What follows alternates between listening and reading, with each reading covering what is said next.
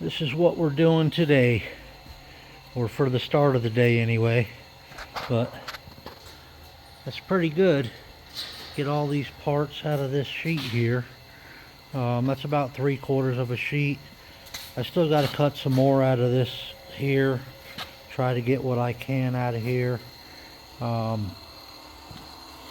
bad thing about cutting stainless on a plasma table is these are the kind of cuts that you get. You can see the difference in these here. That's when I realized that I needed to change my tip. You can see the difference in the cut. This one cut really well. That's with the new tip there. But I left them sit on the table all night and they got kind of dirty from the water there. So I just dipped them in the bucket and they'll dry here. And I sand the edges, knock the slag down. Those will get self-tappers, and these get bent and welded. I'll show you over here. This is my Grizzly sander. I think it was $800 to have it delivered. It's got I think a 5-horse 3-phase motor on it, or 3-horse. Let's see, what is it? Type 4. I don't see. I think it's a 4 or 5 horse, but I put a VFD on it. The fan's going bad in the VFD, so it's a little noisy. And then a simple light switch for on off. It's low voltage that goes to the switch, but what I like about the VFD is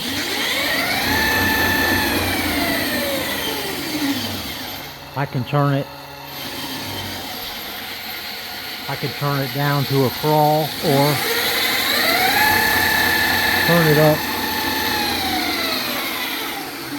Currently I have the tray and the stop off of it because it's easier to fan these around like this, and then I just hit that.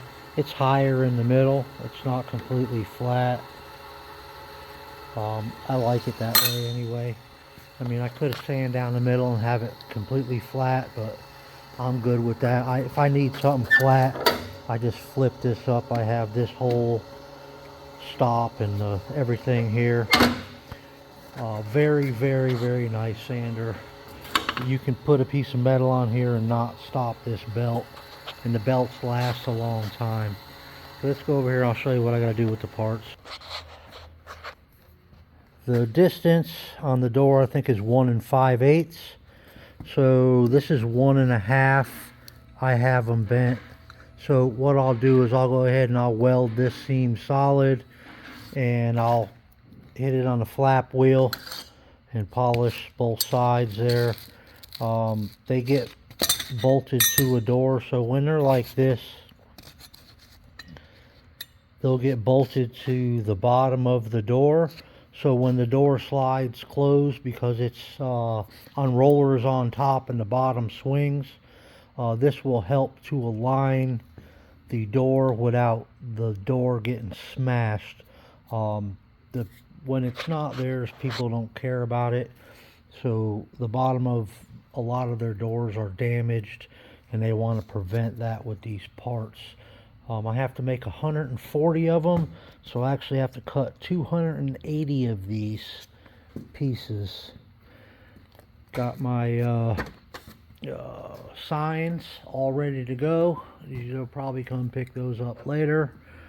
Got another project I got to do there, and still have to do the dumpster size. I just wanted to get a jump start on these this morning, and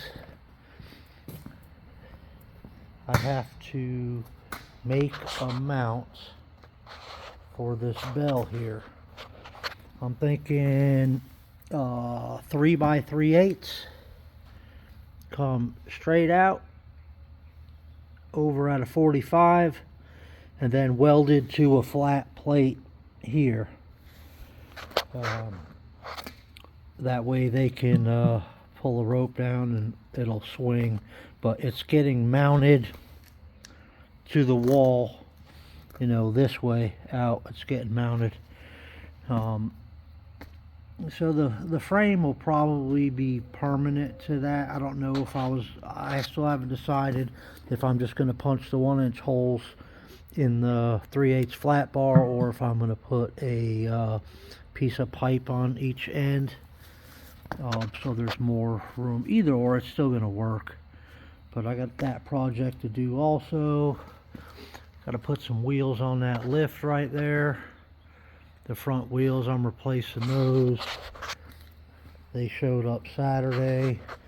So that's my projects for today.